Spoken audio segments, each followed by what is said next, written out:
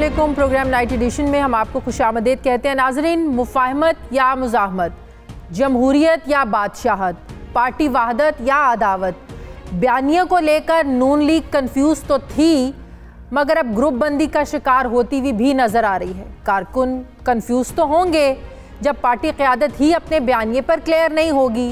Vote को इज्जत दो का बयानिया अब काम को इज्जत दो में बदल चुका है और मुज़ाहमत की पटरी से उतरकर मुफाहमत की पटरी पर रवा दवा दिखाई देता है। ताहम आइंदा इलेक्शन में बयानिए का ऊंट किस करवट बैठेगा, इस पर एक बहुत बड़ा सवालिया निशान लग चुका है, क्योंकि नून लीग में इख्तलाफात और बयानिए की जो जंग है अब ये खुलकर सामने आ चुकी है। गुज़श्ता दिनों एक्सटेंशन को लेकर, आर्मी चीफ के एक्सटेंशन को लेकर मरियम नवाज़ ने जो बयान दिया था, हमजा शहबाज ने इसकी नफ़ी कर दी है। ज़रा देखिए इस हवाले से नून लीग का बयानिया चल क्या रहा है। आर्मी चीफ की एक्सटेंशन का मामला, एक्सटेंशन में पार्लियामेंट में वोट देने का मुस्लिम लीग नून की क़यादत का फैसला था और मैं समझता हूं कि ये दुरुस्त फैसला था। किसी एक्सटेंशन में मैं उस गुनाह में शामिल नहीं।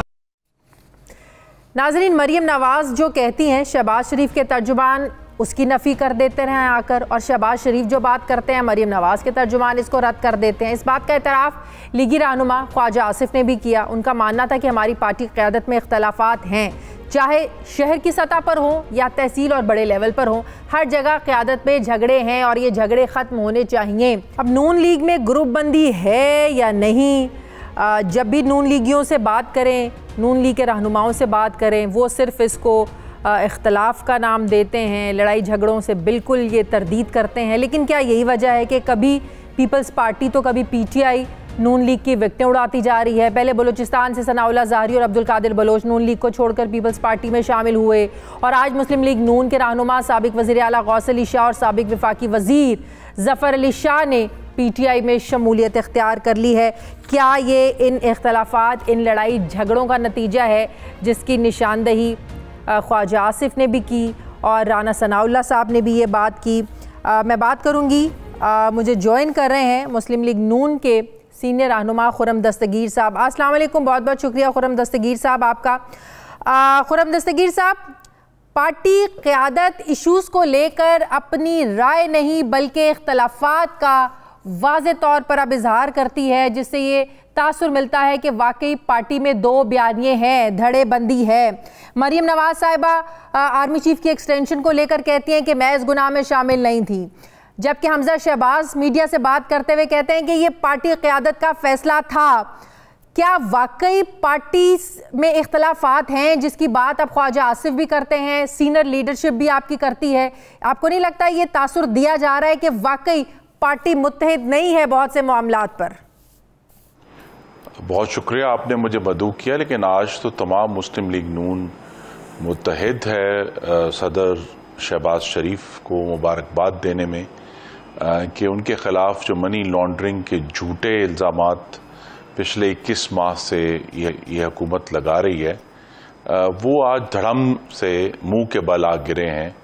और बरतानिया के हाई कोर्ट ने उनके जो मुंजमद अकाउंट एसेट रिकवरी यूनिट के दरख्वास्त पर जो किए थे, वो आज उनको खोल दिया गया है, क्योंकि शहजाद अकबर इसे मानने को तैयार नहीं है। वो कह रहे हैं गलत है और मिस रिपोर्टिंग है। किसी भी तरह की क्रिमिनलिटी के, यानी किसी भी जुर्म के और किसी भी तरह की मनी लॉन्ड्रिंग के जो इल्ज़ामात हैं वो साबित नहीं हुए।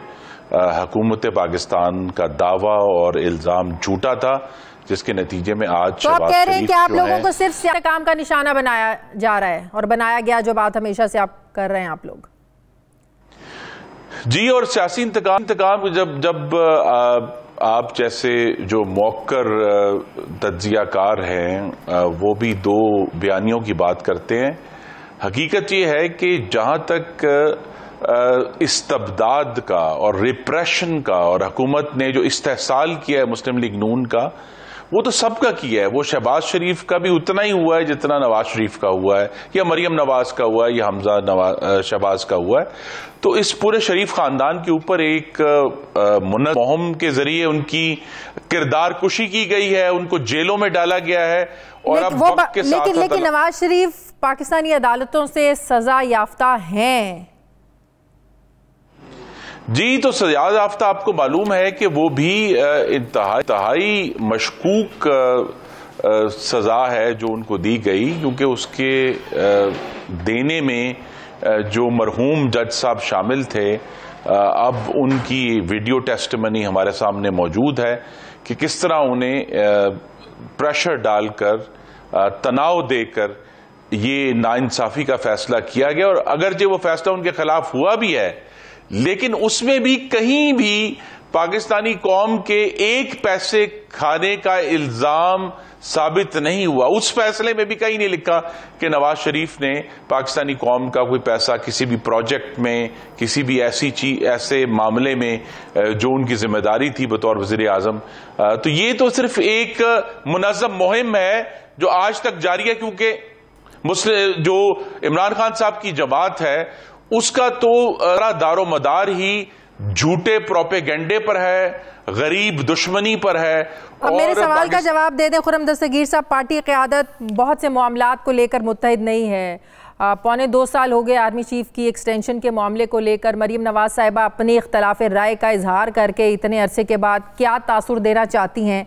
क्योंकि पहले ही कहा जा रहा था, शेख रशीद साहब तो हमेशा से ये बात करते थे मीम में से शीन निकलेगी, अब वो कहते हैं कि और एक धड़ा और सामने आएगा। आखिर इतने वक्त के बाद क्या जरूरत थी मरीम नवाज साहिबा को अपनी राय बताने की, जबकि पार्टी क़यादत का ये फैसला था जिसकी तस्दीक करनी पड़ी हमजा शहबाज को मीडिया पर आकर? जी, तो मरीम बीबी ने अपनी एक राय उनकी शामिल है, लेकिन चूंकि पार्लियामान में मुस्लिम लीग नून ने बतौर जमात वोट दिया था, तो वो पार्टी का एक फैसला था। वो फैसला नाकाबिले दिफा है, लेकिन वो एक फैसला था और अब हमें आगे बढ़ना है। इस मामले को 2 साल गुजर गए हैं और अब वो जो 3 साल की एक्सटेंशन थी उसमें भी अब 1 साल रह गया है। तो हमें मुस्तकबिल की तरफ देखकर ये फैसला करना है कि क्या हमने वो जो फैसला था जिस पर मुख्तलिफ आरा हैं, क्या उससे कोई सबक सीखा है? क्योंकि अब चेयरमैन नैब की एक्सटेंशन का इशू आ रहा है और मेरे ख्याल में अल्लाह ताला के करम से मुस्लिम लीग नून ने दुरुस्त फैसला किया है कि हम हर लिहाज से चेयरमैन नैब की जो तकर्री है उसमें कानून पर जो नज़ है उसको यकीनी बनाएंगे और हुकूमत की तमाम साजिशों को मतलब मरियम बीबी के नजदीक अगर पहले गुनाह हुआ अब दोबारा ये गुनाह सरजद नहीं होगा आपके हाथों, कहने का मतलब तो यही है? जी नहीं, ये तमाम आपको मालूम ही है कि इलामा इकबाल ने कहा था कि जहां में अहले ईमा सूरत खुर्शीद जीते हैं, इधर डूबे उधर निकले, इधर डूबे उधर निकले। तो हमने जो गलतियां की हैं अगर उनसे सबक सीखा है और सबक बिल आखिर आप देख रही हैं कि वक्त के साथ साथ मियां नवाज शरीफ का जो नजरिया है कि हमें पाकिस्तान में आइन पर अमल दरामद करवाना है और आइन ये कहता है कि अल्लाह ताला के बाद पाकिस्तान में इक़्तिदार मुंतखब नुमाइंदों के हाथ में होगा। ये जो वादा है पाकिस्तान में कि 22 करोड़ लोगों से, उसको पूरा कराने की जद्दोजहद जो है वो जारी रहेगी। उसमें वक्तन फवक्तन इख्तलाफ भी होंगे कि जी जो है ये हिकमत अमली इस्तेमाल करनी चाहिए, ये हिकमत अमली इस्तेमाल करनी चाहिए, लेकिन जो नजरिया और मकसद है वो नवाज शरीफ और उनका एक है। इख्तलाफ रखना और झगड़े, इनमें फ़र्क होता है। कल ख्वाजा आसिफ ने भी कहा कि झगड़े कारकुनों के नहीं हैं बल्कि ये क़यादत के झगड़े हैं। अगर आप उन्होंने कारकुनों से मुखातिब होकर कहा कि तहरीक इंसाफ को अगर 2023 के इंतखाबात में शिकस्त देनी है तो आप सब लोगों को मुत्तहिद होना पड़ेगा।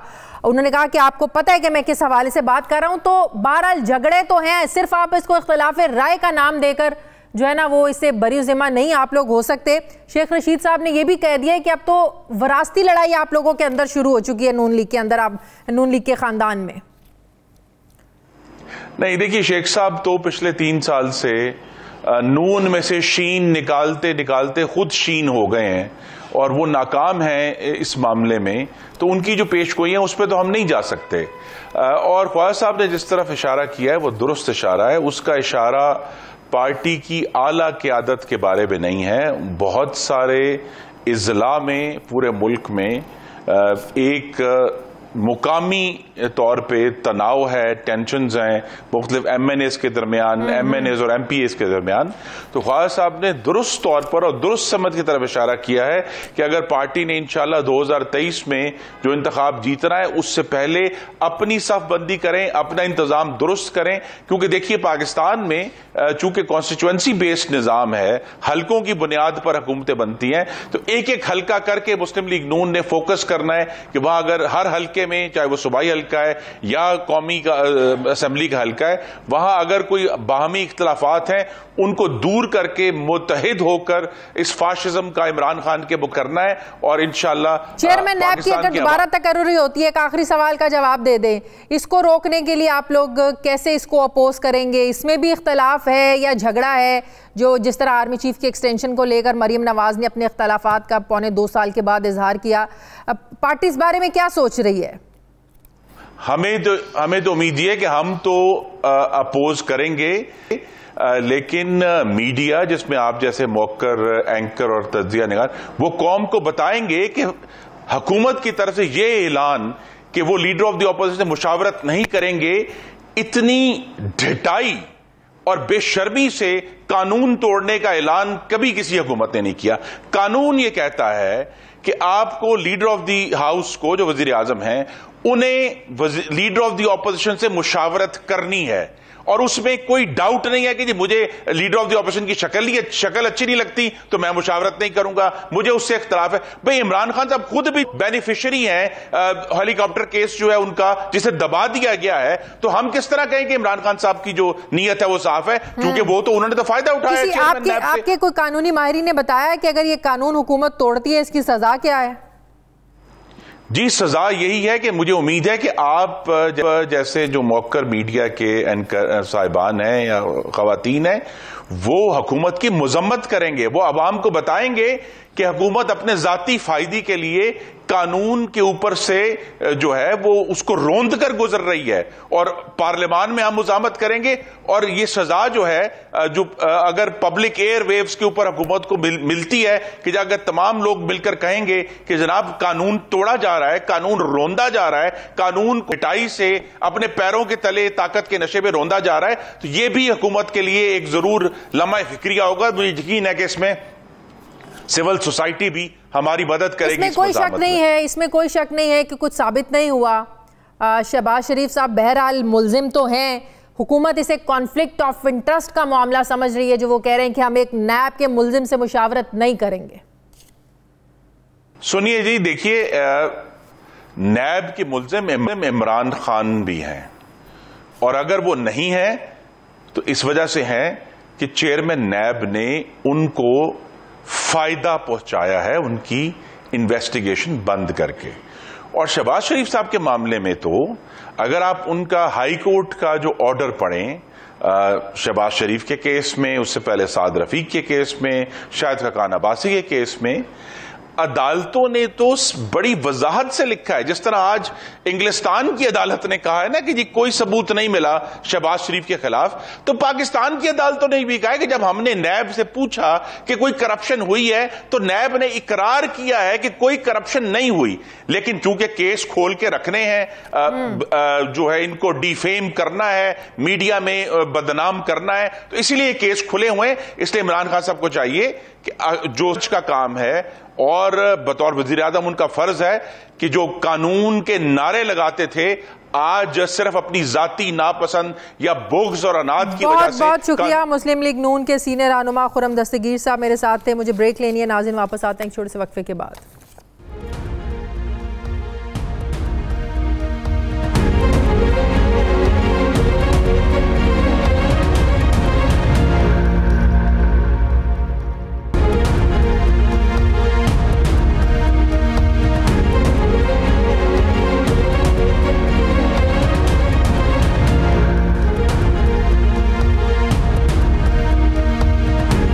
ब्रेक के बाद एक बार फिर से आपको खुशामदीद कहते हैं। नाज़रीन, मुस्लिम लीग नून की आपसी पार्टी लड़ाइयों के बीचों बीच अचानक लंदन से खबर आती है कि बरतानवी अदालत ने क्लीन चिट दी है कि शहबाज शरीफ ने लंदन में कोई मनी लॉन्ड्रिंग नहीं की। बरतानवी नेशनल क्राइम एजेंसी ने शहबाज शरीफ और उनके बेटे सुलेमान शरीफ के मुंजमिद बैंक अकाउंट्स की तहकीकाती रिपोर्ट वेस्टमिनिस्टर कोर्ट में जमा कराई है। इस रिपोर्ट के मुताबिक शहबाज शरीफ और उनके ख़ानदान के बैंक अकाउंट्स में मनी लॉन्ड्रिंग, करप्शन और मुजरमाना सरगर्मी का कोई सबूत सामने नहीं आया है। वाज़ेह रहे कि शहबाज शरीफ सुलेमान शहबाज के बैंक अकाउंट्स दिसंबर 2019 में अदालती हुक्म पर मुंजमद किए गए थे। शहबाज शरीफ और सुलेमान शहबाज के बैंक अकाउंट्स को आला दर्जे की तहकीकात से मशरूत किया गया था। इन अकाउंट्स को पाकिस्तान की बरतानवी हुकूमत से करप्शन का पैसा वापस लेने की दरख्वास्त के बाद मुंजमद किया गया था। जबकि शहजाद अकबर साहब इस खबर के बारे में कहते हैं कि शहबाज शरीफ और सलमान शहबाज की बरियत की खबर गलत है, मिस रिपोर्टिंग है, कोई ट्रायल था ही नहीं जो बरियत होती। उन्होंने कहा कि Salman Shahbaz money laundering case में लाहौर की अदालत से मफरूर हैं, वो इसको मानने को तैयार नहीं है। मैं बात करूंगी, मुझे ज्वाइन कर रहे हैं सीनियर सहाफ़ी तज्ज़ियाकार साबिर शाकिर साहब। अस्सलाम वालेकुम, बहुत बहुत शुक्रिया साबिर शाकिर आपका। साबिर, आपके सोर्सेस क्या बता रहे हैं? मेरी भी कुछ लोगों से वहाँ बात हुई, वो कह रहे हैं कि प्रोपेगेट किया गया है, अभी कोई फैसला नहीं आया है जिस पर मुस्लिम लीग नून शादियाने बजा रही है। जी, इसी तरह की इतलाती आ रही हैं क्योंकि ये बहुत ही लास्टली ये खबर 1-2 टीवी चैनल पे चली और चूँकि आपको मालूम है कि 7 बजे से 8 बजे तक भी मैं प्रोग्राम में था, 8 से 9 बजे तक फिर उसमें भी प्रोग्राम में था। तो जो इतलात मौसूल हुई हैं वो इसी तरह की हैं कि जो रिपोर्ट किया गया वो दुरुस्त नहीं है, बल्कि जो शहजाद अकबर साहब जिनका आपने जिक्र किया ट्वीट्स का, वो भी यही बता रहे हैं कि ये चीज एक्चुअल ऐसी नहीं है, तो इसको मैनिपुलेट किया गया। बल्कि ये भी लेकिन समझ नहीं आती कोई अदालती फैसलों को इस तरीके से वहाँ लंदन की ज़मीन पर बैठ के मैनिपुलेट करना इतना आसान है कि अदालत ने एक फैसला नहीं दिया और हम अदालत का कह दें कि अदालत से फैसला आया। इतना बात हो सकता है कि उसकी वजह के अगर कोई फरीक आपको डिक्टेशन दे दे कि जनाब ये चीज़ें अदालत से आई हैं और अगर हमारे पास डॉक्यूमेंट्स ना हो तो बाज़ औक़ात ये मिस रिपोर्ट भी हो जाता है। और ये पाकिस्तान में भी बाज़ औक़ात ये हो चुका है इंसिडेंट कि सुप्रीम कोर्ट और आला अदालतों के फैसले कुछ और होते हैं और जब आप बगैर पढ़े बगैर सुने उन पे मिठाइयाँ भी तकसीम की गई और जब तहरीरी तौर पे फैसला आया तो पता चला ये तो मिठाइयों वाला नहीं बल्कि ये तो ताजियाना वाला था। आपको क्या लगता है ये प्रोपेगेंडा इसलिए भी हो सकता है कि पाकिस्तानी सियासत में नून लीग का जो एक रिप्यूट बन चुकी थी इनकी आपसी लड़ाइयों को लेकर, फिर करप्शन को लेकर, एहतसाब को लेकर, नवाज शरीफ मरियम नवाज की सजाओं को लेकर, उसका ज़रा रिवाइवल हो सके, मुस्लिम लीग नून अपना रिवाइवल चाहती है? देखो, उसमें फ़ायदा जाहिर है अपनी पसंद का। अगर एक अकाउंट जो है वो फ्रीज हुआ था और वो भी वहाँ की जो एजेंसी है उसने खुद उनके इल्म में आया कि सलमान साहब का कोई अकाउंट है उसमें कोई गड़बड़ हुई है, तो उन्होंने फ्रीज किया। फ्रीज करने के बाद इन्वेस्टिगेशन स्टार्ट की। अब सिर्फ इस हद तक आया है कि उनका अकाउंट डीफ्रीज किया गया है, बाकी जो मामलात हैं वो मुकदमा वहीं का वहीं है और अभी तक उसको नहीं सुना गया। तो इसको इन्होंने अपने हक में इस्तेमाल किया और मेरा ख्याल है कि जो बात आप कह रही हैं वही है कि यहाँ पे चूँकि काफ़ी एक अनरेस्ट पैदा हो चुका है मुस्लिम लीग नवाज के अंदर की पॉलिटिक्स के बारे में। जो शरीफ खानदान के अंदर की जो लड़ाई है, मरियम हमजा आमने सामने हैं और एक दूसरे को दिलासा दे रहे हैं, तो आई थिंक उसका भी एक। लेकिन अकाउंट्स को रिस्टोर करना ज़ाहिर है इसके पीछे भी तो कोई वजूहात होंगी। अगर अदालती हुक्म पर असासों को, बैंक अकाउंट्स को फ्रीज कर रहे हैं लेकिन उसको रिस्टोर दोबारा अगर आप करते हैं तो इसके पीछे भी तो कोई वजूहात होंगी ना? उसमें यकीनन कोई ना कोई वजह होगी क्योंकि हमारे सामने फैक्ट्स नहीं हैं कि क्या मुकदमा था और क्या नहीं था, इसलिए हम बहुत ज़्यादा कमेंट्स कर नहीं सकते। बाज़ औक़ात ये भी होता है जैसे मुल्ज़मान को ज़मानत दे दी जाती है कि जब तक हतमी फैसला नहीं हो जाता उनको जेलों से बाहर निकाल दिया जाता है, तो बाज़ औक़ात ये भी होता है कि अकाउंट्स डीफ्रीज कर दिए जाते हैं और जब मुकदमे का हतमी फैसला आएगा तो उसके अकॉर्डिंगली देखा जाएगा। अब ज़रा थोड़ी सी बात, 1-2 सवाल इस पर कर लूँ कि नून लीग में बयानिए में इख्तलाफात, इस पर बहस करना ये कोई नई बात नहीं है, लेकिन 1.25 साल के बाद मरियम नवाज को अपनी आर्मी चीफ की एक्सटेंशन को लेकर अपने इख्तलाफ को जाहिर करने की ज़रूरत आप समझते हैं क्यों महसूस हुई? और फिर ज़रूरत महसूस की हमजा शहबाज ने ये कहने की भाई नहीं, ये तो पार्टी क़यादत का फैसला था। उसमें मेरा अपना ख्याल है कि क्योंकि अब इलेक्शन ईयर की तरफ सारे रवां दवा हैं और मुस्लिम लीग नवाज के अंदर जो इस वक्त बहस चल रही है वो यही है, और ख़ास तौर पे मुस्लिम लीग नवाज के जो दूसरे दर्जे की सीनियर क़यादत है जो कि पार्लियामेंटेरियंस हैं, उनमें से बहुत सारा लोग वो अब ये चाहते हैं और उन्होंने नवाज शरीफ साहब से यकीनन बात की है कि इलेक्शन में जाने से पहले पार्टी लीडरशिप के बारे में फैसला कर लिया जाए कि पार्टी को कौन लेके आगे बढ़ेगा, कौन लेके आगे जाएगा। और मेरे इल्म के मुताबिक कुछ रहनुमा ऐसे भी हैं जिनकी तादाद 20-22 है, जिनमें सीनियर लोग शामिल हैं, जो ये कहते हैं कि अगर मरीम सफदर साहिबा की क़यादत में इलेक्शन लड़ा गया तो उसमें सिवाय हारने के और कुछ नहीं मिलेगा, महाजराई में कोई फ़ायदा नहीं है। और दूसरा ये भी कि जो सीनियर लोग हैं पार्टी के, वो अपने आप को कंफर्टेबल भी नहीं समझते मरीम सफदर साहिबा की लीडरशिप में। उनका ख्याल है कि शहबाज शरीफ साहब के हाथ में बागडोर दे दी जाए, वो पार्टी को लेके आगे बढ़ें और फोकस सिर्फ और सिर्फ हमारा ये होना चाहिए कि आपको लगता है कि इलेक्शन के करीब ये सिचुएशन संभल जाएगी, या जो मरीम नवाज वाला धड़ा है वो कहते हैं ना खेलेंगे ना खेलने देंगे, तो ऐसी कुछ सिचुएशन फिर चलती रहेगी? अल्टीमेट डिसीजन जो है वो तो नवाज शरीफ साहब की तरफ से आएगा और नवाज शरीफ साहब को ही कायल करने की कोशिश कर रही है लीडरशिप, और वो शहबाज शरीफ साहब का धड़ा है वही कोशिश कर रहा है कि हमारा फोकस होना चाहिए इस वक्त पहली और आखिरी तरजीह कि हमने अगला इलेक्शन मुत्तहिद होकर लड़ना है और उसमें ज़्यादा से ज़्यादा कामयाबी समेटनी है।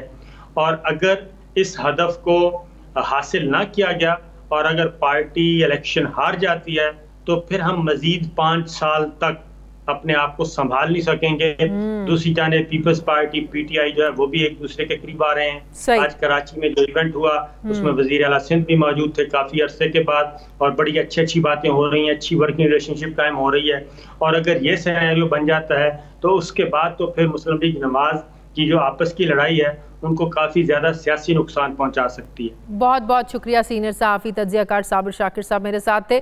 देख लेनी नाज़रीन, वापस आते हैं छोटे से वक्फे के बाद।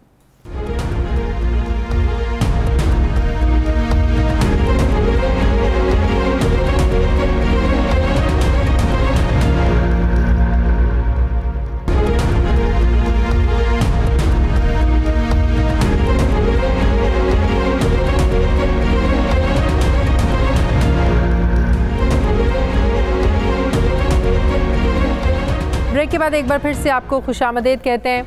नाज़रीन, एक तरफ कराची बल्कि सिंध भर के हालात पर सुप्रीम कोर्ट की तरफ से हुकूमत को शर्म दिलाई जा रही है कि इनकी गवर्नेंस का कोई हाल नहीं, और दूसरी तरफ वफाकी हुकूमत कभी ग्रीन लाइन मंसूबे का इफ्तिताह करती नज़र आती है तो कहीं सर्कुलर रेलवे का संग बुनियाद रखा जा रहा है। वज़ीर आज़म ने आज कराची जाकर इस ज़बरदस्त मंसूबे को शुरू किया।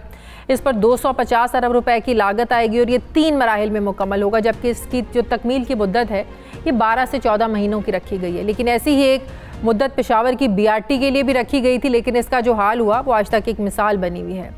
पेशावर जहां पर ना अपोजिशन थी और ना ही मंसूबे पर तनकीद करने वाली कोई मुखालिफत, लेकिन यहाँ पर तो सिंध हुकूमत पहले ही वफाक से अपने फ़ंड्स का हिसाब मांग रही है। ऐसे में मंसूबों की तकमील पर ज़ाहिर एक सवालिया निशान लग जाता है। ग्रीन लाइन मंसूबा नवाज हुकूमत के दौर में शुरू किया गया था, लेकिन तख्ती लगाने का एजाज़ यानी तकमील पाकिस्तान तहरीक इंसाफ की हुकूमत के हिस्से में आई, जिनके इत्तेहादी MQM के लोग कराची में बैठे हैं और इस मंसूबों के खूब क्रेडिट लेते हुए नजर आ रहे हैं। जबकि इस नए सर्कुलर रेलवे के मंसूबे के बारे में भी मुस्लिम लीग नून का ये दावा सामने आया है कि कराची सर्कुलर रेलवे को न्यू KCR मंसूबे का नाम देकर इमरान खान क्रेडिट ले रहे हैं, जबकि ये मंसूबा भी नून लीग का है। इसी पर मैं बात करूंगी। मुझे MQM पाकिस्तान के रहनुमा सेनेटर फैसल सब्जवारी साहब मुझे ज्वाइन कर रहे हैं। अस्सलाम वालेकुम, बहुत बहुत शुक्रिया फैसल सब्जवारी साहब आपका। फैसल साहब, आपको पता है आज बड़ा मसरूफ दिन गुजारा प्राइम मिनिस्टर साहब ने कराची में KCR मंसूबे को लेकर। आप जानते हैं कोई नया मंसूबा नहीं है, 1964 में ये मंसूबा शुरू हुआ। इसके बाद आपको पता है कि 99 में पाकिस्तान रेलवे हुकाम ने इसे बंद कर दिया, चला नहीं, घाटे में चला गया। सुप्रीम कोर्ट ने भी इसका नोटिस लिया इस सारे मामले पर, लेकिन कोई भी हुकूमत इस पर काम करती हुई नजर नहीं आई। आज नून लीग इसका क्रेडिट ले रही है, काम मैदान में हमें तहरीक इंसाफ नजर आ रही है। आपको क्या लगता है ये जो मंसूबा है, कराची के शहरियों के जो मसाइल हैं, ये किस हद तक इससे खत्म होंगे? देखें, ये यकीनन बहुत पुरानी सर्विस है इस शहर में, और मैंने अपने बचपन में बहुत ही कम उम्री में इस रेल सर्विस में सफ़र किया है कराची शहर में मुख्तलिफ जगहों के ऊपर जाने के लिए। उसके बाद हमारे देखते ही देखते इसको बंद कर दिया गया। हमें ये भी बखूबी इल्म है कि इस मंसूबे की तजदीद के लिए अज़ सर नौ जापानी हुकूमत की जो डोनर इमदादी एजेंसी है जायका, उन्होंने काफ़ी ठीक ठाक फंडिंग फराहम करने का वादा किया था, सब कुछ किया था, लेकिन हमारी सूबाई हुकूमत को ये बात पसंद नहीं आई। ये भी कहा जाता है कि उस ज़माने में एक वफाकी वज़ीर रेलवे ऐसे होते थे जिनकी ख्वाहिश ये थी कि यहाँ ट्रेन चले ही नहीं, बल्कि जो ओवरऑल जो लेके जाती है सामान, जो मालगाड़ियाँ हैं वो भी ना चलें, ताकि जो ट्रांसपोर्ट माफिया है, ये जो बड़े बड़े ट्रांसपोर्टर्स हैं, उनका धंधा चलता रहे। खैर, किस्सा मुख्तसर ये कि अब इसको कहा गया कि ये चलेगी। हमारी ख्वाहिश है कि बिल्कुल चले और अच्छे तरीके से कराची के शहरियों को सर्व करे। कराची के मसाइल में कितना ये कमी ला सकेगी, बहुत मेरे ख्याल में थोड़ा सा ही ऐसा होगा कि मसाइल की कमी हो जाएगी। वजह उसकी ये है कि अभी हमें देखना है कि ये सारी की सारी ट्रेन्स आ जाएं। वो नई वाली जो पुराने डब्बे हैं और पुराने इंजन्स हैं वो तो कोई इतना ज़्यादा सर्व कर नहीं पाएंगे। फिर इसका रूट बहुत छोटा सा है। जो ज़्यादातर कॉमेंटेटर्स हैं बाहर बैठ के, उनको अंदाज़ा नहीं है कि ये मारीपुर से नहीं चल रही है, क्या ये लांडी तक चल रही है, और नीचे बास तो ट्रेन की पटरियां ऐसी हैं कि वहां पर सड़क बना दी गई है, इंक्लूडिंग शायद ग्रीन लाइन का भी एक पैच ऐसा है। अच्छा। तो इसलिए इसमें बहुत सारे इफ्स एंड बट्स हैं। हैविंग सेड दैट, बहरहाल कोई भी कराची में तरक्याती मंसूबा शुरू होता है तो हमें खुशी होती है कि कुछ ना कुछ तो काम हो रहा है, वरना मुल्क के दीगर तमाम शहरों में मेट्रो बस सर्विस आ गई है। बड़े शहरों में वहाँ के मेयर ने या मुल्क के वजीर आजम मेट्रो सर्विस नहीं लेकर आए हैं या BRT सर्विस, वहाँ के वज़राए आला लेकर आए हैं। लाहौर हो, मुल्तान हो, रामडी हो, ये सारी की सारी जगहों पर, पेशावर हो। कराची शहर के वजीर आला साहब जो हैं वो 13 सालों में 13 बसें भी नहीं लेकर आए। तो बहरहाल हमें लगता है कि ये थोड़ा सा ठंडी हवा का झोंका है। बहुत बड़ा मुद्दत रखी गई है 12 से 14 महीने। अभी आप बसेस की बात कर रहे थे, BRT मंसूबे का जो हाल हुआ, कितनी दफ़ा वो मंसूबा बदला, फिर किस तरह उसकी मुद्दत बढ़ती चली गई, आज भी उसके बहुत सारे सवालात हैं BRT मंसूबे को लेकर। आपको लगता है कि प्रैक्टिकल है 12 से 14 महीनों में इस मंसूबे की तकमील? देखिए, अगर तो सिर्फ वफाकी हुकूमत के पैसे हैं और वही कर रहे हैं और महकमा रेलवे कर रहा है तो शायद ये 12 से 14 महीने में हो जाए। वजह उसकी ये है K4 नहीं हो सका, उसकी कोई वजह है क्यों नहीं हो सका। ग्रीन लाइन वक्त पर नहीं हुई, उसकी कोई वजह है। ये कहना बड़ा आसान है। मेरे शहर के जो एडमिनिस्ट्रेटर साहब हैं उन्होंने फरमा दिया ग्रीन लाइन की वजह से पानी खड़ा हो गया। मेरे भाई, जब ग्रीन लाइन मंसूबा कंसीव हुआ है तो वफाकी और सूबाई हुकूमत ने मिलकर उसमें करना था। सूबाई हुकूमत ने पैसे ही नहीं दिए, डिजाइनिंग में आपके लोगों को शामिल होना था। आपके लोग कहाँ गए महकमा लोकल गवर्नमेंट के उस वक्त? और वफाकी हुकूमत को ये इमरान खान साहब ने नहीं बनाई है, जो कराची इंफ्रास्ट्रक्चर डेवलपमेंट कंपनी थी जिसको KIDCL कहते थे और अब SIDCL कर दिया है, ये नवाज शरीफ साहब ने बनाई थी। और इसलिए बनाई थी क्योंकि सूबाई हुकूमत शहर के लिए काम नहीं कर रही थी, तो वफाकी हुकूमत को कोई ना कोई इदारा चाहिए था। ग्रीन लाइन इसलिए ताखीर का शिकार हो गई कि सूबाई हुकूमत ने पैसे ही नहीं लगाए। तो फिर वफाकी हुकूमत जो इमरान खान साहब की है, उसने कहा कि अच्छा जी, हम बाकी पैसे लगाते हैं और उसमें जो कुछ हुआ मैं उससे आगे की बात कर सकता हूं, मेरे इल्म में है। सिमिलर K4 के साथ है। जब ये बना मंसूबा, फिजिबिलिटी हुई, सब कुछ हुआ, तो वफाक का और सूबे का मुआहदा हुआ कि दोनों 50-50% पैसे देंगे। उस वक्त कोई तकरीबन 23-24 अरब रुपए की कॉस्ट थी। तो 11 साढ़े 11 अरब जो वफाक के देने के थे, वफाक ने वो 100% दे दिए, सूबे ने 1 रुपया भी नहीं दिया। इसलिए डिले हो गया। सूबा उसके नक्शे तब्दील करता रहा ताकि अपने जानने वालों की जमीनों की वक़्त बढ़ाई जा सके और निजी हाउसिंग सोसाइटीज जो उसके पास से उन्हीं के पहले ले जाया जाए, बजाय इसके कि कराची वालों का। इसलिए डिले हुआ है। ये जो भी मनसूबा ताखीर का शिकार होता है ना सरकारी, उसकी कोई ना कोई वजह होती है। ये क्रेडिट किसको जाता है? जो अब मंसूबे वहां पर काम हो रहा है, ग्रीन लाइन को क्रेडिट जाता है वफाकी हुकूमत को, भले अच्छा। वो उस वक्त मुस्लिम लीग नून की थी या अब इमरान खान साहब की है, क्योंकि वफाकी हुकूमत के 100% पैसे लगे हुए। सूबाई हुकूमत का कोई लेना देना नहीं है। इन्होंने तो पिछले 5 साल से पिलर बनाकर खड़े किए हुए हैं ऑरेंज लाइन के नाम के ऊपर, औरंगी टाउन और कस्बा कॉलोनी और उन सड़कों पर कोई जाके एक रिपोर्ट तो बनाए, वहां पर देखे तो नवाज शरीफ के दौर में काम हुआ और आज तहरीक इंसाफ के दौर में काम हुआ, दोनों वफाकी हुकूमत हुकूमतों को आप कह रहे हैं क्रेडिट जाता है। अच्छा, आप बात करें कि सूबाई हुकूमत तो पैसे लगाती नहीं है, सूबाई हुकूमत का बजट फिर जाता कहाँ है? जो हर साल ये बजट रखते हैं, या ज़ाहिर तरक्याती बजट आपका अलग होता है, सेहत के लिए अलग होता है, तालीम के लिए अलग होता है, फिर सूबाई हुकूमत का बजट जाता कहाँ है? देखिए, सूबाई हुकूमत का दो चीज़ें हैं, इसमें दो पहलू हैं। पहली बात तो ये कि बहुत से हैं मकामी टैक्सेस हैं। मिसाल के तौर पे general sales tax on services है, जो खिदमात पर जनरल सेल्स टैक्स है, या प्रॉपर्टी टैक्स है, या इंफ्रास्ट्रक्चर सेस है, ये सारे के सारे मकामी टैक्सेस हैं जो जहां की आबादी देती है उसी पर खर्च होने चाहिए। ये तकरीबन कोई 300 अरब रुपए है जो कराची शहर से कमाती है सूबाई हुकूमत, उसमें से 30 अरब भी वापस नहीं देती। सूबाई अपना तरक्याती बजट ये बनाते हैं कोई 270 अरब रुपए के लगभग। उसका भी जो 90% शेयर है वो कराची के मरूना मिन्नत होता है, लेकिन देते उसका 5% भी नहीं। एक तो ये पहलू है। दूसरा, जो कागज में दिखा देते हैं वो भी सिर्फ कागज में ही दिखता है। ये मिसाल के तौर पर बिलावल साहब से इन्होंने इफ्तिताह करवाया, डीजे साइंस कॉलेज है, कराची के रहने वालों को पता है, बहुत सारे मीडिया हाउसेस के दफातर हैं वहां पर। वहां इन्होंने कहा जी पीपल्स स्क्वायर है, एक पेडेस्ट्रियन इन्होंने कोई 1 किलोमीटर का इलाका बताया और बड़ा जबरदस्त। आपको पता है वो वर्ल्ड बैंक के कर्जे से बना है, वो भी कराची वालों के वापस करना पड़ेगा कर्जा। यानी मैं टैक्स दे चुका, सूबे के खजाने में जमा हो चुके, लेकिन सूबा कह रहा नहीं मैं वो तुम पे नहीं खर्च करूंगा, तुम्हारे लिए मैं कर्जा लूंगा वर्ल्ड बैंक से और उस पर खर्च करूंगा। तो वो जाता कहां है? फिर जाली अकाउंट्स निकलते हैं, फिर फालूदे वाले निकलते हैं, एक अजीब सिलसिला है। हो रही है, आप कह रहे हैं करप्शन हो रही है सिंध में, पीपल्स पार्टी जो हुकूमत है पिछले 10 सालों से करप्शन कर रही है और करप्ट हुकूमत है, आप ये कह रहे हैं? देखिए, माली बदउनवानी से कहीं ज़्यादा ये सूबाई हुकूमत अज़बियत का और अखलाक़ी बदउनवानी का शिकार है। यानी जो लोग यहाँ टैक्स दे रहे हैं इतने बड़े पैमाने के ऊपर, उन पर कुछ भी खर्च नहीं किया जा रहा। मिसाल के तौर के ऊपर सूबे के ख़जाने का कोई 90% जाता है देही आबादी की जानिब। यानी 270 का अगर समझ लीजिए 90%, 250 अरब रुपए पिछले साल दिखाए गए कि हमने देही इलाकों पे लगाए हैं। जुल्म यह है कि वहां पे भी खर्चा वर्चा नहीं होता है, लोगों के अपने मेंशंस बनते हैं, ताग बनते हैं, महलात बनते हैं, दुनिया भर में जायदादें बनती हैं।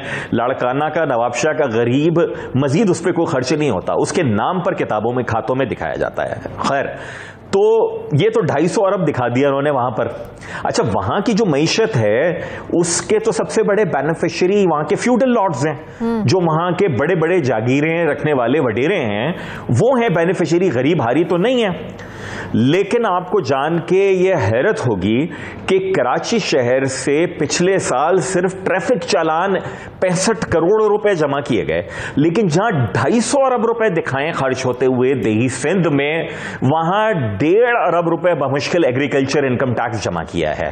और कराची से सिर्फ general sales tax on services 200 अरब रुपए जमा किया है। तो ये जो डिस्पैरिटी और अदम मसावात है, मैं ये समझता हूं कि ये इनकी अखलाकी बदउनवानी है, माशी बदउनवानी के साथ साथ इनकी अखलाकी बदउनवानी है कि ये चाहते नहीं कि किसी तरीके से ये शहरी सिंध को सर्व करें। फैसल साहब, आप लोग इसी पीपल्स पार्टी का हिस्सा रहे हैं, इत्तेहादी रहे हैं, जैसे आज आप लोग तहरीक इंसाफ के इत्तेहादी हैं। ये जो सारी बातें आज आप कर रहे हैं, क्या आप लोग जब पीपल्स पार्टी के साथ इत्तेहाद में थे तब ये बातें आपके इल्म में थीं, या आप सब कुछ पता चल रहा है कि पैसे लगाते नहीं हैं, पैसे होते हैं, ख़जाने में पैसे हैं, लेकिन वर्ल्ड बैंक से कर्जे लेके प्रोजेक्ट्स पर लगाते हैं? ये बातें तब आप लोगों के इल्म में थीं?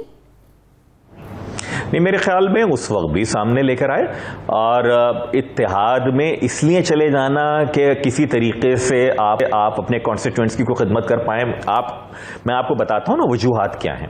यानी मैं अपोजिशन में रहते हुए कोई 5 बरस MP रहा, कायदे हिज़्ब इख्तिलाफ रहा। कराची शहर है ना, 1 रुपया यहाँ के MPAs को डेवलपमेंट की मद में सूबाई हुकूमत नहीं देती थी, क्योंकि मैं ऑपोजिशन में था। सही। लोकल गवर्नमेंट के 36 अरब रुपए रोक कर बैठ गए क्योंकि ऑपोजिशन का मेयर था। तो इसलिए आप कहते हैं कि भाई मैं किसी तरीके से अपने कॉन्स्टिट्यूएंट्स के लिए कुछ कर पाऊं, लेकिन आपको इनके साथ जाके तजर्बा हुआ, जब भी तो मैं तजर्बे की बुनियाद के ऊपर बता रहा हूं कि ये किया क्या है। आज भी मिसाल के तौर पे वफाकी हुकूमत कोई ऐसा काम कर रही होगी कि जो मुझे लगेगा कि मेरे शहर के, मेरी कॉन्स्टिट्यूएंट्स के खिलाफ है, मैं आपके सामने बयान। ठीक है, बहुत बहुत शुक्रिया आपका। MQM पाकिस्तान के रहनुमा सेनेटर फैसल सब्जवारी साहब मेरे साथ हैं। नाज़रीन, मुझे प्रोग्राम में एक ब्रेक लेनी है, वापस आते हैं छोटे से वक्फे के बाद।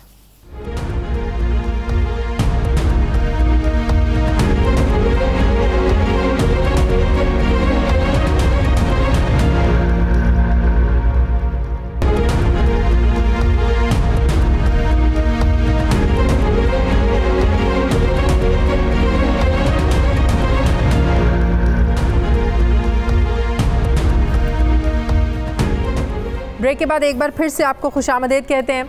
नाजरीन, तालिबान कहते हैं कि पूरी दुनिया से अच्छे ताल्लुकात के ख्वाहां हैं, लेकिन दुनिया का तर्ज ज़िंदगी अपनाने को तैयार नहीं। कहते हैं कि ख़वातीन को काम करने की आज़ादी देंगे, लेकिन हम जानते हैं कि सरकारी महकमों में ख़वातीन को आने की इजाज़त देने को तैयार नहीं। कहते हैं पाकिस्तान समेत कई ममालिक ने हमारे लिए आवाज़ उठाई और शुक्रिया भी करते हैं, लेकिन उनकी बात मानने को तैयार नहीं। कहते हैं कि आलमी बिरादरी से अच्छे रवाबित चाहते हैं, लेकिन आलमी इक़दार मानने को तैयार नहीं। कहते हैं कि हमसाया ममालिक जैसे पाकिस्तान के साथ ताल्लुकात इंतहाई अहम हैं, लेकिन पाकिस्तान तो खुद चौकों चौराहों में सज़ाओं को मानने को तैयार नहीं। अफ़गानिस्तान की वकालत करके पाकिस्तान खुद तनकीद की जद में है, लेकिन तालिबान हालात समझने को तैयार नहीं। कहते हैं कि दुनिया अफ़गानिस्तान को तस्लीम करे, लेकिन ये खुद दुनिया की किसी बात को तस्लीम करने को तैयार नहीं।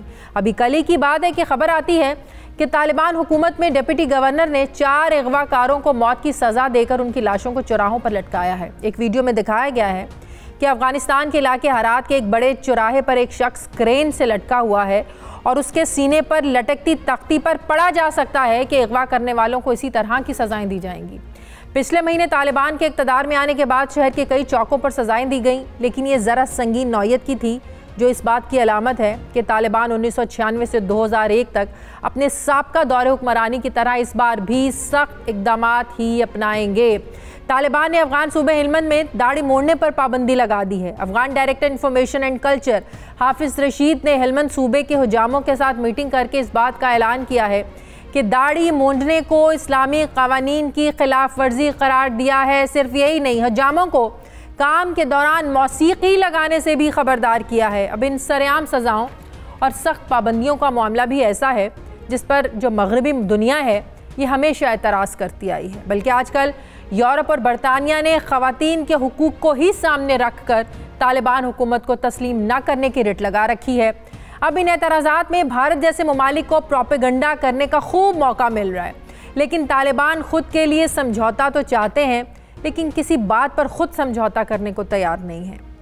ऐसे में पाकिस्तान की अफ़गानिस्तान के लिए वकालत और फिर भरपूर वकालत पाकिस्तान की अपनी हैसियत को ही मशकूक कर रही है।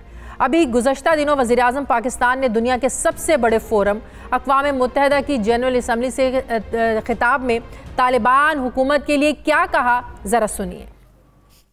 We must strengthen this current government, stabilize it for the sake of the people of Afghanistan by urging everyone that this is a critical time for Afghanistan. You cannot waste time. Help is needed there. Humanitarian assistance has to be given there immediately. अब prime minister Imran Khan के ख़ित्ते में अमन के लिए पाकिस्तान की अफ़गानिस्तान के लिए हिमायत अपनी जगह, लेकिन जो शरारती दुश्मन है इसकी मौजूदगी में यकीनन खारिजा पॉलिसीज़ को तरतीब देते हुए नहायत एहतियात की ज़रूरत है। इसी पर मैं बात करूँगी। मुझे ज्वाइन कर रहे हैं पाकिस्तानी सफ़ीर बराए अफ़गानिस्तान मंसूर अहमद ख़ान साहब। अस्सलाम वालेकुम, बहुत बहुत शुक्रिया मंसूर अहमद ख़ान साहब आपका। मंसूर साहब, जिस तरह का रवैया, जिस तरह के इक़दार अपना रहे हैं तालिबान, माजी की याद दिलाता है जब दुनिया इनके ख़िलाफ़ हुई। आज भी इनके इन इक़दामात की वजह से दुनिया सख्त नाराज़ है, नाला है। जिन चीज़ों के ख़दशात ज़ाहिर किए जा रहे थे तालिबान तो वही कर रहे हैं। क्या इन हालात में दुनिया तालिबान की हुकूमत को तस्लीम करेगी सर? जी देखिए, सबसे पहले तो जो आपने बात कही कि तालिबान की जो भी पॉलिसीज़ हैं या जो अफ़गान हुकूमत का या अफ़गान सियासतदानों का जो भी रवैया हो उस पर पाकिस्तान उनको डिफेंड कर रहा है, ये दुरुस्त नहीं है। क्योंकि पाकिस्तान तो सिर्फ अफ़गानिस्तान में एक हमसाये के नाते से अमन व इस्तेहकाम की कोशिशों में मसरूफ़ है। इस लिहाज से हमारी जो सिर्फ कोशिश ये है कि हम अफ़गानिस्तान के अंदर चूँकि एक मुश्किल मरहले से गुज़र के एक गुज़िश्ता जो 1-1.5 माह के दौरान ये हुकूमत आई है, ये इस्तेहकाम की तरफ जा रही है। यहाँ पे सिक्योरिटी और अमन, लॉ एंड ऑर्डर की हालत काफ़ी मुस्तहकम हुई है, और अब साथ ही चूँकि एक ह्यूमैनिटेरियन क्राइसिस और एक इकोनॉमिक गवर्नेंस के क्राइसिस में है, वेस्टर्न वर्ल्ड की तरफ से या यूएस की तरफ से इनके एसेट्स वगैरह फ्रीज कर दिए गए हैं, तो इन्हें उन मुश्किलात का सामना है। तो पाकिस्तान एक हमसाये के तौर पर उनकी ये इमदाद कर रहा है, लेकिन बाकी अफगानिस्तान एक खुद मुख्तार और इंडिपेंडेंट रियासत है, और वो अपने तमाम एक्शंस की और अपने तमाम पॉलिसीज़ की वो खुद जिम्मेदार है। और जो पाकिस्तान तालिबान के इन इक़दामात की हिमायत भी करता है, जो तालिबान जिस तरह के जो है ना वो सज़ाएं दे रहे हैं, लाशें चौराहों पर लटकाई जा रही हैं। आपको पता है कि मगरबी दुनिया तो पहले ही इस चीज़ के बहुत ख़िलाफ़ है। पाकिस्तान में भी सरेआम सज़ाएं देने का मुतालबा बारहा किया गया, लेकिन किसी हुकूमत ने इसे तस्लीम नहीं किया। तो जब हम दुनिया से कहते हैं कि तालिबान को मुस्तहकम करें, अफगानिस्तान की हुकूमत को मुस्तहकम करें, तो दुनिया इसका क्या मतलब लेगी? क्या यही मतलब नहीं लेगी कि हम तालिबान को हर तरह का जो है ना उनके हर इक़दाम को सपोर्ट कर रहे हैं? नहीं, देखें, मुस्तहकम करने से मुराद ये है कि यहाँ पे एक मुस्तहकम सियासी हुकूमत कायम हो, जो अफ़गानिस्तान के साथ हमारा भी डायलॉग रहा, पीस प्रोसेस के दौरान तालिबान की क़यादत से भी रहा और दीगर अफ़गान सियासी रहनुमाओं से भी रहा, और इंटरनेशनल कम्युनिटी भी इस डायलॉग में शामिल रही। उसमें यही बात रही है कि एक इंक्लूसिव हुकूमत का क़याम ज़रूरी है, ह्यूमन राइट्स की पासदारी ज़रूरी है, विमेन राइट्स और विमेन एजुकेशन की तरफ बढ़ना ज़रूरी है, और इन चीज़ों पे डायलॉग सिर्फ हमारा ही नहीं, इंटरनेशनल कम्युनिटी का भी उनसे जारी है। कुछ जो ख़बरें आपने बयान की जिसमें हिलमंद से मुतालिक जो ख़बर थी उसमें कुछ तरदीद भी आई है, तो इसलिए मेरा ख्याल है तमाम जो ख़बरें चल रही हैं इनमें हर तरह इनको जब तक इनकी तस्दीक ना कर ली जाए इनके ऊपर कमेंट करना मुश्किल है। लेकिन कोशिश इस वक्त ये जारी है कि अफ़गानिस्तान एक 20 साल से या बल्कि गुज़िश्ता 40 साल से एक ऐसे दौर से गुजरा है जहाँ पे यहाँ पे कॉन्फ्लिक्ट, वॉरफेयर और एक इंसर्जेंसी किसी कैफियत है। अब चूँकि एक अमन का दौर आने की उम्मीद पैदा हुई है कि अफ़गान तालिबान जो हैं वो आके उन्होंने वो अफ़गानिस्तान के अंदर अपना इक़्तिदार इस्टेब्लिश किया है, लेकिन इस इक़्तिदार के लिए साथ ही पाकिस्तान की तरफ से और दूसरों की तरफ से भी कहा गया है कि एक इंक्लूसिव होना इस इक़्तिदार का, इसमें लोगों का शामिल होना ज़रूरी है। जिसमें आए रोज़ ख़वातीन का एहतजाज भी देखते हैं, ख़वातीन के हुकूक को लेकर सरकारी महकमों में आप देखें ख़वातीन को आने की इजाज़त नहीं दी जा रही है, तो क्या इनमें भी कोई सदाकत नहीं है? इनमें जो बातचीत हुई है यहाँ पे जो इतनी भी हमारी भी बातचीत हुई है और अफ़गान तालिबान से इन मामलात पर इंटरनेशनल कम्युनिटी का डिस्कोर्स भी चलता रहता है, उसमें वो ये कह रहे हैं, इनकी क़यादत बड़े आला तरीन दर्जों से कह रही है कि अफ़गानिस्तान की ख़वातीन को अफ़गानिस्तान की नेशनल लाइफ में, नेशनल एक्टिविटी में शमूलियत के भरपूर मौक़े दिए जाएंगे। वो सिर्फ़ इन चीज़ों का जो उनके कल्चर और उनके रिलीजन से मुतालिक जो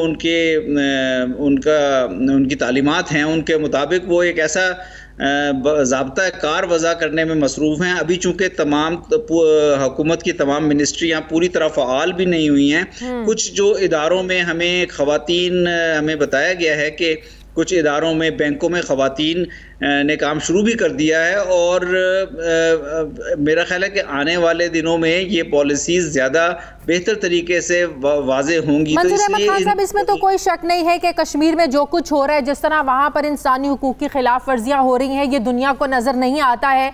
यहाँ पर दुनिया का एक दोगला चेहरा, दोहरा म्यार हमें नज़र आता है। तो यहाँ पर जो दुनिया सिर्फ ख़वातीन के हुकूक की या इंसानी हुकूक की बात कर रही है, क्या वो किसी आड़ में लेकर अपने मुतालिबात मनवाने के लिए, या इसके पीछे कुछ और रीजंस हैं? देखिए, ये तो बहुत एक ज़रूरी बात है कि अफ़गानिस्तान में जब ये एक हुकूमत की तब्दीली हुई है जो हमने देखा अगस्त के महीने में हुई है, उसके साथ ही अफ़गानिस्तान के असासे जो हैं यूएस की जानिब से मुंजबित कर दिए गए हैं। तो वो मेरा ख्याल उससे एक बहुत एक ह्यूमन क्राइसिस या इक़्तिसादी तौर पर एक मुश्किलात की फ़िज़ा पैदा हुई है अफ़गानिस्तान की नई आने वाली हुकूमत के लिए। इसलिए हमारी भी जो बैनुल अक़वामी बरादरी है, इंटरनेशनल इंटरनेशनल कम्युनिटी के इंपॉर्टेंट मेंबर्स हैं, यूएस है, वेस्टर्न कंट्रीज़ हैं, ईयू हैं, इनसे हमारा भी डायलॉग इन बात पे जारी है कि बेहतर है कि अफ़गानिस्तान के हुकूमत के साथ इस किस्म की एंगेजमेंट की जाए जिसमें दो तरफा एंगेजमेंट हो, जिसमें इन मसाइल को भी आगे ले जाने की बात की जाए, जिसमें इंक्लूसिविटी है, ह्यूमन राइट्स है, लेकिन साथ ही उनकी मुश्किलात जो हैं, उनकी जो इक्तिसादी मुश्किलात हैं, उनको समझने की भी कोशिश की जाए। बहुत बहुत शुक्रिया पाकिस्तानी सफ़ीर बराकिस्तान मंसूर अहमद खान साहब मेरे साथ थे। नाज़रीन, हमारे प्रोग्राम का वक्त खत्म हो गया। फीडबैक ज़रूर दीजिएगा, अपना ख्याल रखिएगा। मुझे इजाज़त दीजिए, अल्लाह हाफिज़।